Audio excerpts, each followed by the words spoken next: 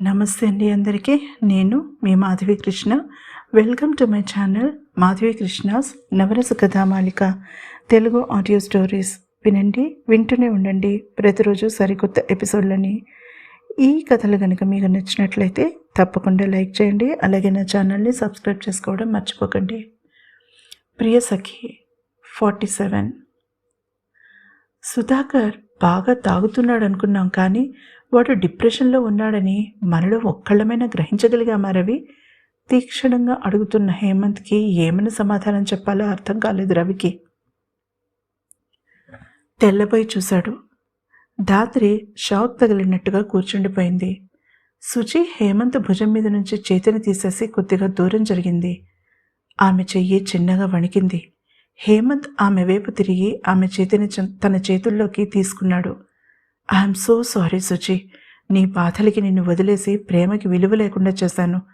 ఫ్రెండ్షిప్కి value ఇవ్వకుండా సుధాకర్ని వదిలేసి వెళ్ళిపోయాను. I don't deserve you. ఆమె అరచేతిలో మొహం దాచుకున్నాడు. ఆమె చేతికి తడి తగిలింది. హేమంత్. ఆమె హడిలిపోయింది. అతను తల ఎత్తలేదు. తన ప్రాణ స్నేహితుడు నిర్లక్ష్యంగా బాధ్యతారాహిత్యంగా తాగుడుకు అలవాటు పడిపోయాడని అనుకున్నాడే కానీ తను అతన్ని వదిలి వెళ్ళిపోవడం అతని మీద అంత ఇంపాక్ట్ చూపిస్తుందని అనుకోలేదు. తన భార్య పిల్లలతో హ్యాపీగా ఉంటాడని అనుకున్నాడు. ఎంత తక్కువగా అంచనా వేశాడు తన స్నేహితుడి స్నేహాన్ని. అతను లేచి ధాత్రి కాళ్ళ దగ్గర కూర్చుని ఆమె చేతిని తన చేతుల్లోకి తీసుకున్నాడు. నువ్వు చెప్పింది అక్షరలక్షలు విలువ చేసే మాటమ్మా. సుధకి ఏమైనా అయి ఉంటే జీవితంలో నేను చాలా కోల్పోయేవాడిని. ముఖ్యంగా నీ ప్రేమని, శుచి సహచర్యాన్ని. నాలో ఒక భాగం చచ్చిపోయి ఉండేదమ్మా అన్నాడు హేమంత్. హేము చెట్టంత ఎదిగిన తన కొడుకు చిన్నపిల్లాడిలా అలా తన ఒళ్ళో తలపెట్టుకుని ఏడుస్తుంటే గుండె బరువెక్కిపోయింది ఆమెకి. ఏమీ మాట్లాడలేకపోయింది. రవి, శుచి ఒకరినొకరు చూసుకున్నారు. తామిద్దరూ సుధాకర్తోనే ఉన్నారు, కానీ అతను డిప్రెషన్లో ఉన్నట్టు కనుక్కోలేకపోయారు.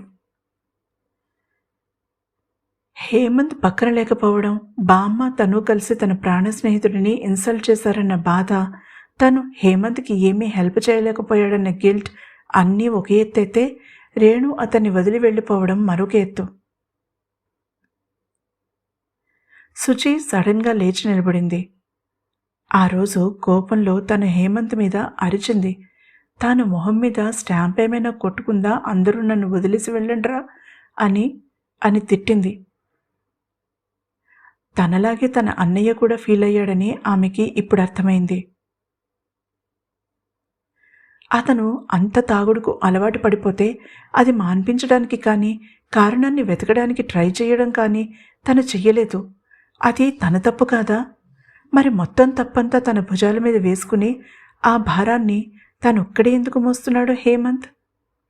ఐస్ ముక్కలో మొహాన్ని విసురుగా తాకినట్టయింది శుచికి. ఆమె శిలాప్రతిమలా నిలబడిపోయింది కొంతసేపు. ఆ తర్వాత హేమంత్ అన్న మాటలు ఆమె చెవులకి చేరనేలేదు. అంత షాక్లో ఉందామె. సుధాకర్ది యాక్సిడెంట్ కాదమ్మా. తను సూసైడ్ చేసుకోవడానికి ట్రై చేశాడు. యాక్సిడెంట్ అయిన రాత్రి వాడిలో ఉన్నది ఆల్కహాల్ కాదు, స్లీపింగ్ పిల్స్. తల్లి కళ్ళలోకి సూటిగా చూడలేక తలదించుకుని చెప్పాడు హేమంత్. హేమంత్! రవి చిన్నగా అరిచాడు. రవి అరుపుకి ఈ లోకంలోకి వచ్చింది శుచి. తను ఏదో మిస్ అయింది. ఏంటది? దడదడలాడుతున్న గుండెలతో హేమంత్ వైపు చూసింది. అతను మెల్లగా లేచి నిలబడ్డాడు. ఎప్పుడూ కామ్గా కూల్గా ఉండే హేమంత్ ఆవేశంతో వణికిపోతున్నాడు. ఏడ్చి ఏడ్చి అతని కళ్ళు మండుతున్న జ్యోతుల్లా ఎర్రగా ఉన్నాయి. Yes, you heard me. నువ్వు కరెక్ట్గానే విన్నావు రవి. వాడు మొన్న రాత్రి తాగలేదు, స్లీపింగ్ పిల్స్ మింగాడు. ఎందుకు నీకు తెలుసా? అడిగాడు హేమంత్. అతని పిడికిళ్ళు బిగుసుకున్నాయి. హేమంత్ కోపానికి రవి కంగారు పడ్డాడు. నిజంగా నాకు తెలియదు హేమో. మొన్న ఉదయం నార్మల్గానే మాట్లాడాడు నాతో. ఇక ఈవినింగ్ వాడిని కలవడానికి అవ్వలేదు. అసలు ఆ టైంలో బైక్ ఎందుకు తీశాడో కూడా తెలియలేదు. హేమంత్ భుజం మీద చెయ్యి వేయడానికి ట్రై చేశాడు రవి. అతని చేతిని విదిలించి కొట్టాడు హేమంత్. చెదిరిన చుట్టూ, ఎర్రని కళ్ళు ఆవేశంతో ఊగిపోతూ ప్రళయకాల రుద్రుడిలా ఉన్నాడతను. మనం ఇద్దరము వాడిని చంపేయబోయాన్రా. దూరంగా వెళ్ళి నేను, దగ్గర ఉండి కూడా కళ్ళు లేని వాడిలా నువ్వు వాడిని చంపేయబోయాం. Do you know that? బిక్కరగా అరిచాడు హేమంత్. కనుచివరల నుంచి రాధిక హడిలిపై పరిగెత్తుకు రావడం కనిపించింది సుచరితకి. తన ఎమోషన్స్ని పక్కన పెట్టేసింది. ఇప్పటికే హేమంత్ రవి షర్ట్ కాలర్ పట్టుకున్నాడు. హేమంత్ని ఇలా చూస్తే రాధిక మనసులో ఏదో ఒక మూల అతని ఈ రూపం ముద్రించుకుపోతుందని తెలుసు ఆమెకి. ఎక్కడో ఒక మూల అతనంటే ఒక రకమైన భయం ఏర్పడుతుంది ఆ పసి మనసులో.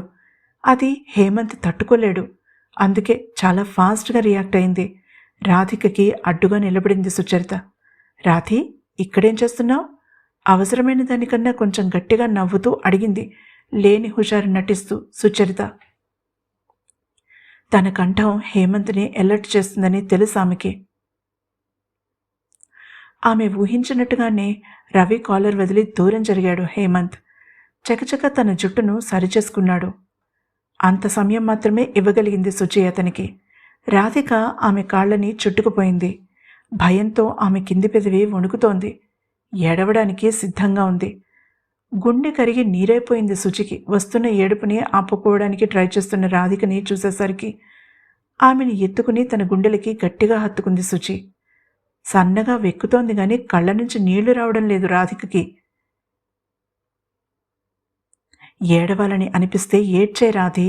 ఆమె తల నిమురుతూ తన గుండెల్లోకి దూరిపోయిన రాధికతో అంది శుచి. ఇప్పుడు ఆమె హేమంత్ వాళ్ల వైపు తిరిగింది. రాధిక తల అడ్డం తిప్పింది. అలా ఆమె గుండెల్లోకి దూరే. ఏమ్మా, ఎందుకని? అంత బాధలో కూడా ఆశ్చర్యపోతూ అడిగింది సుచరిత.